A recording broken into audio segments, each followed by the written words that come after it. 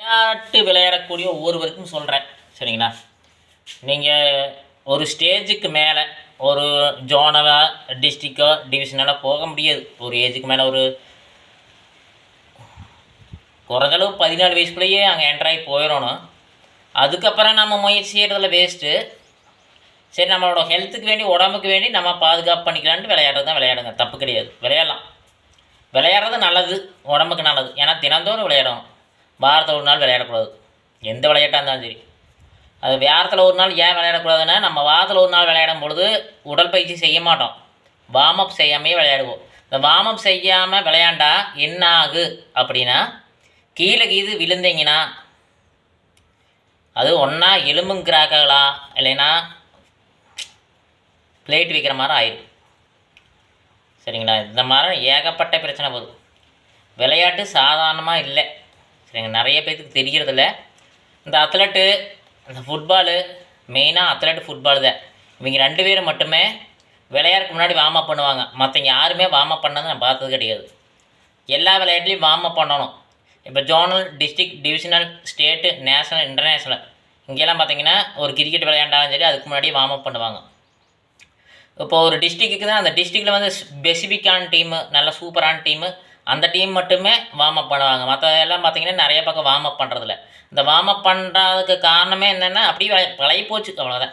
இதெல்லாம் குத்தம் கிடையாது, பழகி போச்சு. இப்போ பார்த்தீங்கன்னா ஒருத்தர் பார்த்து ஒருத்தர் பழகுவாங்க. இப்போ எல்லா பக்கமே வார்ம் அப் பண்ணாமையே தான் விளையாடுறாங்க. அப்போ வந்துட்டு அதை பார்த்து விளையாட மாட்டாங்க. இன்னொன்று இது விடுங்க, ஒரு 17-18 வயசுக்கு மேலே நம்ம வேலைக்கு போகிறோம். வேலைக்கு போனால் தான் நம்மளுக்கு எல்லாமே, நம்மளோட அத்தியாவசிய தேவைக்கு வேலைக்கு போகணும். வேலைக்கு போகிறோம், போயிட்டு வந்து ஞாயிற்றுக்கிழமை விளையாடுறோம். விளையாடலாம், தப்பு கிடையாது. ஏன்னா உடம்பு ஹெல்த்துக்கு வேண்டி விளையாடுறது. அதில் உங்களுக்கு எந்த ஒரு பெனிஃபிட்டும் இல்லை. ஒரு 40 வயசுக்கு மேலே விளையாட முடியாது. 27 வயசு விளையாட ஆரம்பிச்சிங்க, ஃபஸ்ட்டு வந்து விளையாண்டுருப்பீங்க. ஒரு 27-28 வயசில் நல்லா ஒரு இப்போ பூரிப்பம் நல்லா விளையாடுறாங்க. 40 வயசுக்கு மேலே விளையாட முடியாது. ஏன்னா வார்ம் அப்பு இல்லைன்னா வேஸ்ட்டு. வார்ம் அப் பண்ணால் தான் நீங்கள் 50 வயசானாலும் அந்த பாடி வந்து ஃபிட்னஸ் இருக்குது, சரிங்களா? ப்ராக்டிஸ் பண்ணவங்க கிரிக்கெட்டே நீங்கள் விளையாட தேவையில்லை. காலையில் ஒரு 10 நிமிஷமோ, சாயங்காலம் ஒரு 10 நிமிஷமோ, இல்லைன்னா காலையில் ஒரு அரை மணி நேரமோ ரெகுலராகவே நீங்கள் அந்த என்ன விளையாட்டுக்கிறையோ அந்த வார்ம் அப் வச்சுட்டிங்கன்னா நீங்கள் எத்தனை வருஷம் கழிச்சு விளையாண்டாலும் அதே மாதிரி அதே போக்கில் விளையாடலாம், நல்லது, சரிங்களா? ஒன்று சொல்கிறேன். ஒரு தம்பி கேட்டாப்படி, என்னோடய ஃப்ரெண்டை கீழே விழுந்துட்டா அப்படிங்க. அவன் தான் மெயின் மேட்ச்சுக்கு, அவன் தான் மெயின். அவன் வந்துட்டு நல்ல குணமாகி வந்துடுவான், அடுத்த வாரத்தில் வந்துடுவான். எங்கள் மேட்ச்சு அடிக்க அவன் வராதனால தோத்துட்டே இருக்கிறோம், வந்தால் பெட்டராக இருக்குது, கொஞ்சம் மோட்டிவ் கொடுங்கன்னு சொன்னான். அப்படி அந்த பையனோட என்ன நல்லா இருந்தேன் நான், அதை பற்றி பர்சனலாக சொன்னேன், கேட்டு அப்படி அது புரியாமல் சொல்கிறது. அப்படி அவசரப்படக்கூடாது தம்பி, நீயும் இல்லை யாருமே. விளையாட்டில் வந்துட்டு ஒரு 27 வயசில் உட்காந்துக்கிறான்னு, 25 வயசுக்கு மேலே உட்காந்துக்கிறான்னு வச்சுக்கோ, ஒரு நாள் விளையாடுறது உங்களுக்கு எல்லாத்துக்கும் சந்தோஷம் தான். எல்லாத்துக்குமே சந்தோஷம். ஒரு டீம் வெற்றி வேலை சந்தோஷம் தான். அடுத்தடுத்த நாள் பொழப்ப பார்க்குறது, அவனோட ஃபேமிலி, அவங்களோட விஷயத்தை பார்க்கணும்ல, கரெக்டாக. அவன் எந்த அளவுக்கு காயம் இருக்குதோ அந்த காயம் ரெடியாக இருக்கும். 1 மாதம் ஆனாலும் 2 மாதம் ஆனாலும் விட்டுறணும். எனக்கு சின்ன வயசில் ஒன்றும் விளைஞ்சிட்டு போகிறது வர்றது அதெல்லாம் உடம்புல முதற்கொண்டு எல்லா பக்கம் பாகங்களுக்கும் பிரச்சனையாகி அடுத்த நாள் வேலைக்கு போகாமல் வீட்டில் உட்காந்துட்டு அப்பா அம்மா திட்டி, அதுக்கு குடும்பத்துக்கு காசு கொடுக்காம, செலவுக்கு காசு கொடுக்காம ரொம்ப சிரமப்பட்டு அப்படியே ஒரு நாளில் சரியாகிறது 3 வாரம் பெட் ரெஸ்ட் எடுக்கிறாங்க, கொஞ்சம் சரியாகுது. ஒரு 10 நாள் ரெஸ்ட் எடுத்தால் சரியாயிரு டாக்டர் சொல்லியிருப்பாங்க, நிறைய பேர் சஜஷன் பண்ணியிருப்பாங்க. அந்த 10 நாள் ரெஸ்ட் எடுத்துருக்கணும். அதை விட்டு போட்டு ஃப்ரெண்ட்ஸ் சொல்கிறாங்க நல்லா இருக்குது காலுக்கு இருந்துச்சு ஓடினீங்கன்னா 10 நாள் இல்லை, மறுபடியும் 2 மாதம் படுக்கும். அந்த மாதிரி சூழ்நிலை வரும். இருக்கிற பசங்க எல்லாம் என்கரேஜ் பண்ணாதீங்க. எவ்வளோ நாள் ரெஸ்ட் கிடைக்கணுமோ அவ்வளோ நாள் ரெஸ்ட் கிடைக்கட்டும். ஏன்னா வந்துட்டு இப்போ கிரிக்கெட் விளையாண்டு நேஷ்னலு, இன்டர்நேஷ்னலு, ஏதோ ஃபுட்பால் ஆகட்டும் எதுவும் போகிறதா பெரிய லெவலில் போகிற மாதிரி இருந்தால் நீங்கள் அவசரப்பட்டால் அது வந்த ஒரு பயன் இருக்குது.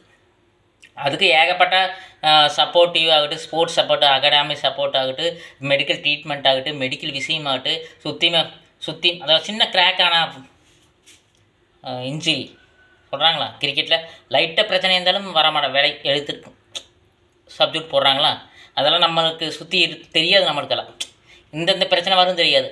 அங்கே எல்லாமே ஒரு கால் பிரச்சனையாகட்டும், கை பிரச்சனையாகட்டும், நடக்க முடியுமா, ஒரு கால் ஸ்டெப் பண்ணி ஜம்ப் பண்ணி போட முடியுமா அப்படிங்கிற சிஸ்டமேட்டிக் அந்த டெக்னிக்கலெல்லாம் வச்சு அதுக்கு தகுந்த மாதிரி டாக்டர் ட்ரீட்மெண்ட் கொடுத்துதான் அது கரெக்டாக ஒரு இன்டர்நேஷ்னல், நேஷ்னல் விளையாட விடுவாங்க.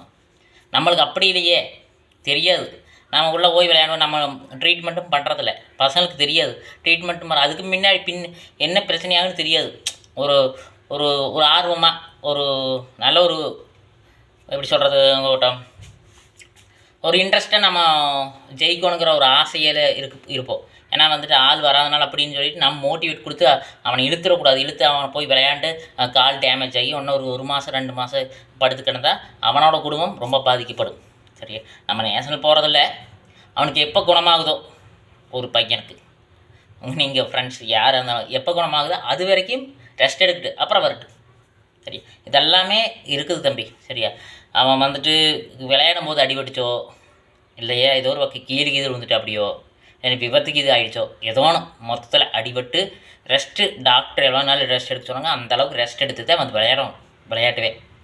சரியா, அங்கே விளையாடுறாங்க பெரிய ஆளுக்கு விளையாடுறாங்கன்னா அங்கே இருக்கக்கூடிய சிஸ்டம், அங்கே இருக்கிற சிஸ்டமேட்டிக்கு வேறு.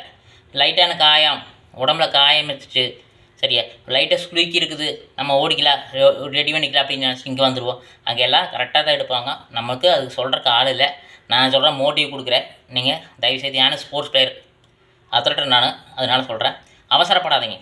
அந்த பையன் கூட சொன்னேன், புரிஞ்சுட்டு அப்படி பெரிய இஷ்யூ கிடையாது.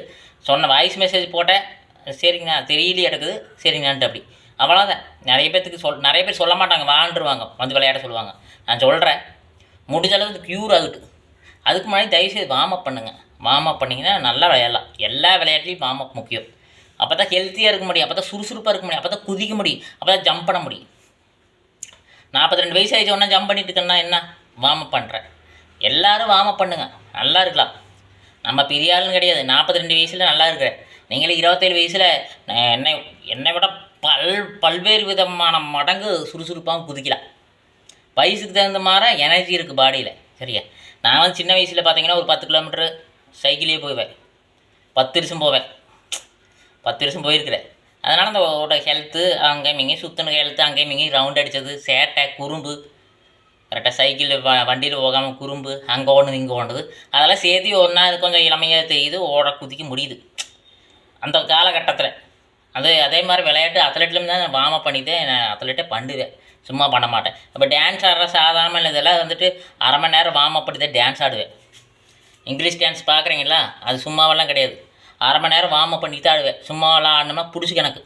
அப்போ நான் இது பிடிச்சிட்டு இடுப்பு பிடிச்சிட்டு உட்காந்துக்கணும், இல்லை கை காலை பிடிச்சிட்டு உட்காந்துக்கணும்.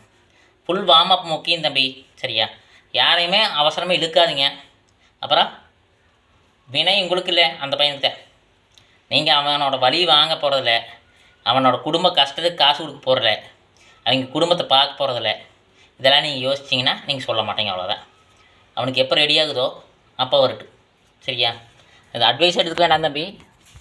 ஒரிஜினலாக நம்ம அனுபவப்பட்டதை நான் சொல்கிறேன். என்னோடய விஷயத்தில் வந்து கொஞ்சம் அனுபவப்பட்டதை உங்களுக்கு பகிர்றேன். இது கரெக்டாக கவனிச்சிங்கன்னா நீங்கள் கொஞ்சம் ஃபாலோ பண்ணிக்கலாம். நம்ம வந்துட்டு நேஷ்னல் டீம் இன்டர்நேஷ்னல் டீம் போக போகிறதில்ல. நம்ம வாரத்தில் ஒரு நாள் விளையாடுறோம், பொழுதுபோக்காகவும் மனசு நிம்மதிக்காகவும் உடம்பு ரிலாக்ஸ்க்காகவும் விளையாடுறோம், அவ்வளோதான். காலையிலேருந்து பொழுது வரைக்கும் அவ்வளோதான். அப்புறம் அடுத்த நாள் எல்லோரும் ஓடுறோம்ல வேலைக்கு, கரெக்டுங்களா, ஓடுறோமா இல்லையா, ஓடுறோம். அப்புறம் அடுத்த நாள் பொழப்ப பார்க்கணும்ல. அப்போ அந்த 7 நாள் பாடுவதற்கு உண்டான 6 நாள் பாடுவதற்கு உண்டான உடம்பு நல்ல நிலையில் இருந்தால் தானே போக முடியும். அப்படியே டேமேஜ்னு இருந்தால் போக முடியாது.